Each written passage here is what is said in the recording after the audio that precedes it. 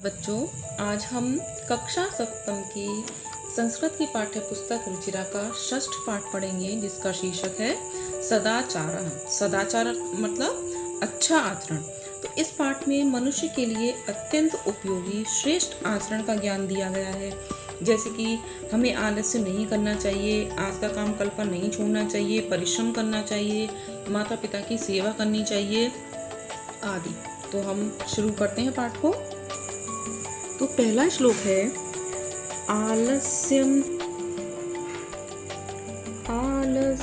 हि मनुष्याणां शरीरस्थो महान् रिपुः नास्ति उद्यम समो बन्धुः कृत्वा यं नावसीदति।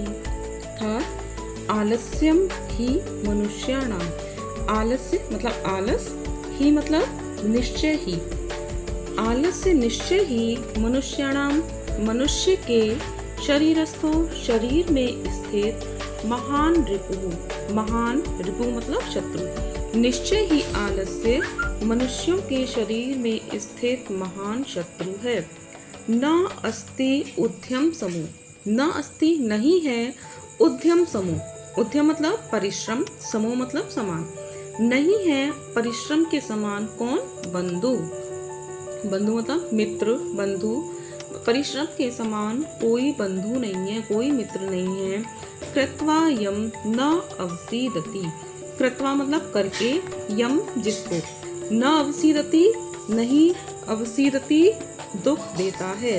मतलब आलस्यम ही मनुष्याणाम, ही मतलब निश्चय ही आलस्य मनुष्य के शरीर में स्थित महान शत्रु है।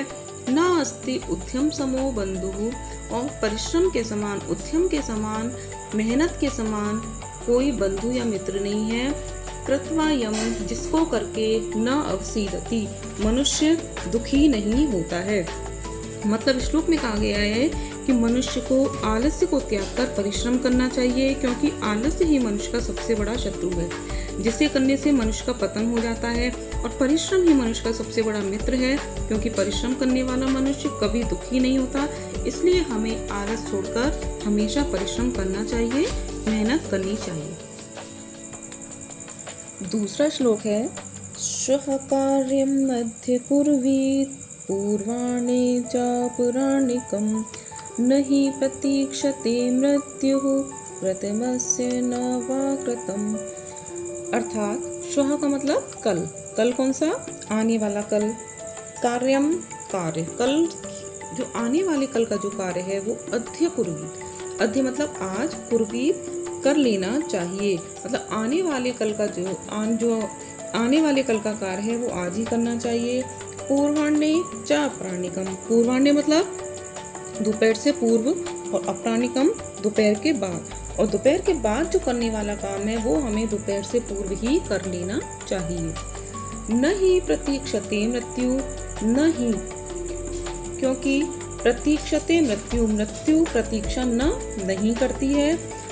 कृतमस्य न वा कृतम, कि कृतमस्य कि ये कार्य किया गया है, न वा कृतम या फिर नहीं।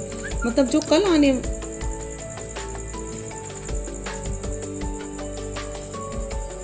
मतलब हमें किसी कार्य को कल के लिए नहीं छोड़ना चाहिए, क्योंकि मृत्यु किसी की प्रतीक्षा नहीं करती, वह कभी भी आ सकती है। इसलिए जो काम हम कल के लिए छोड़ते हैं तो उसे बाद में करने के लिए नहीं छोड़ना चाहिए। हमें निरंतर कार्य करते रहना चाहिए। तो दोबारा देख लीजिए, श्वः कार्यम अद्य कुर्वीत, कल करने वाले काम को हमें आज कर लेना चाहिए। पूर्वाह्ने च अपराह्निकम, और दोपहर के बाद करने के लिए जो हमने काम छोड़ दिया है वो हमें दोपहर से पूर्व ही कर लेना चाहिए। न ही प्रतीक्षते मृत्यु, क्योंकि मृत्यु प्रतीक्षा नहीं करती है। कृतमस्य न वा कृतम, की कार्य किया गया है अथवा नहीं। जैसे कि आपने हिंदी में भी एक दोहा सुना होगा, काल करे सो आज कर, आज करे सो अब, पल में परिलय होएगी बहुरी करेगा कब। तो उसी से संबंधित ये श्लोक है कि हमें कल का काम, हमें कोई भी काम कल के लिए नहीं छोड़ना चाहिए, उसे आज ही हमें कर लेना चाहिए।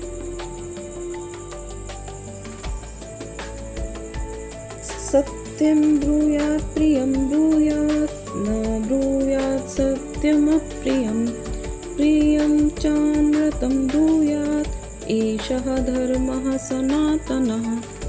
सत्यम ब्रूयात् मतलब सत्य ब्रूयात् बोलना चाहिए, सत्य बोलना चाहिए।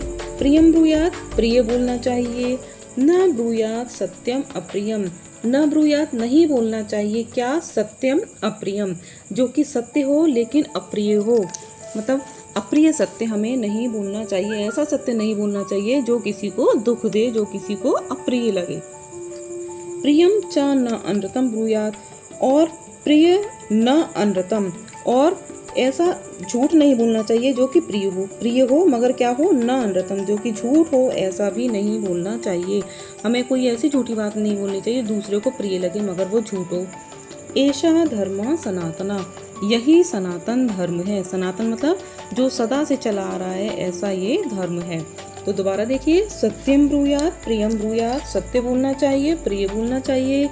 न ब्रूयात् सत्यम अप्रियम, मगर अप्रिय सत्य नहीं बोलना। न ब्रूयात् सत्यम अप्रियम, ऐसा सत्य नहीं बोलना चाहिए जो कि अप्रिय हो। हमें अप्रिय सत्य नहीं बोलना चाहिए। प्रियम च न अनृतम ब्रूयात्, और ऐसा प्रिय भी नहीं बोलना चाहिए, और कैसी बात नहीं बोलना चाहिए जो प्रिय हो लेकिन क्या हो, झूठ हो। ऐसी झूठी बात जो प्रिय लगे वह भी नहीं बोलनी चाहिए। यही सनातन धर्म है, सदा से चला आ रहा सनातन धर्म है। मतलब कभी भी हमें कड़वा सच और मीठा झूठ नहीं बोलना चाहिए, जो सत्य है वही सत्य है। सर्वदा व्यवहारे स्यात् औदार्यं सत्यता तथा ऋजुता मृदुता चापि कौटिल्यं न कदाचन।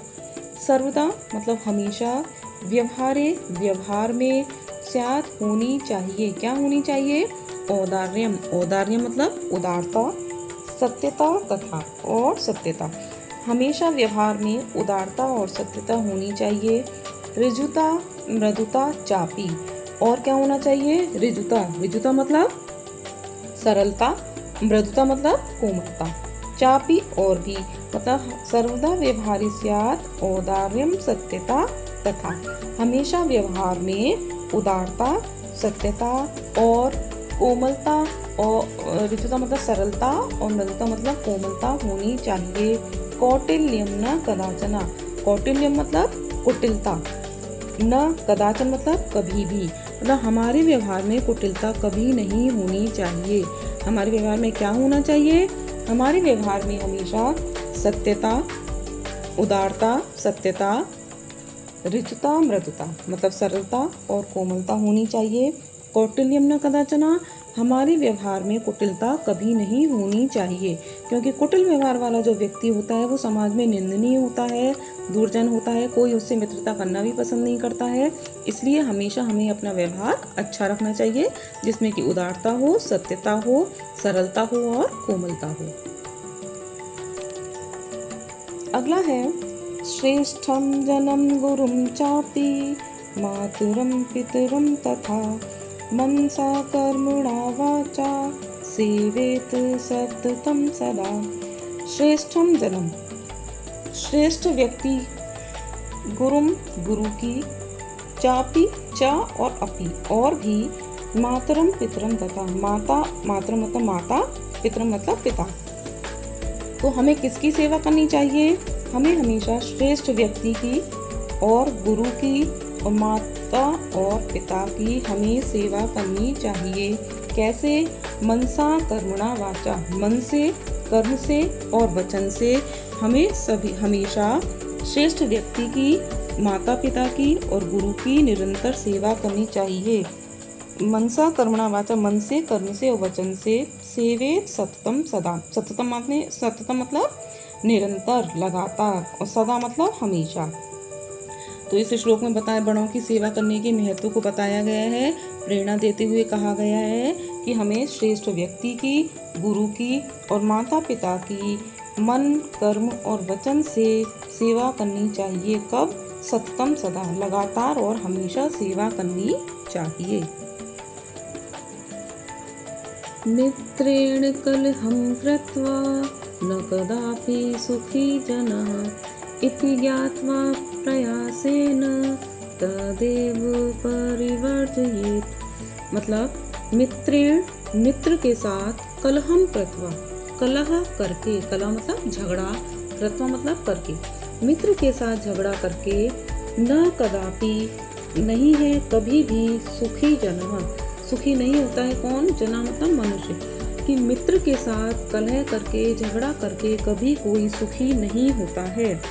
इति ज्ञात्वा, इति मतलब ऐसा, ज्ञात्वा जानकर, ऐसा जानकर, विचार करके, प्रयासेन प्रयास पूर्वक, प्रयत्न पूर्वक, तदेव परिवर्जयेत, तदेव आया, तदेव उसको मतलब झगड़े को, परिवर्जयेत झगड़े से बचना चाहिए, मतलब हमें कोशिश करनी चाहिए कि हम अपने मित्र से झगड़ा ना करें, क्योंकि मित्र से झगड़ा करके कोई भी कभी सुखी नहीं होता है।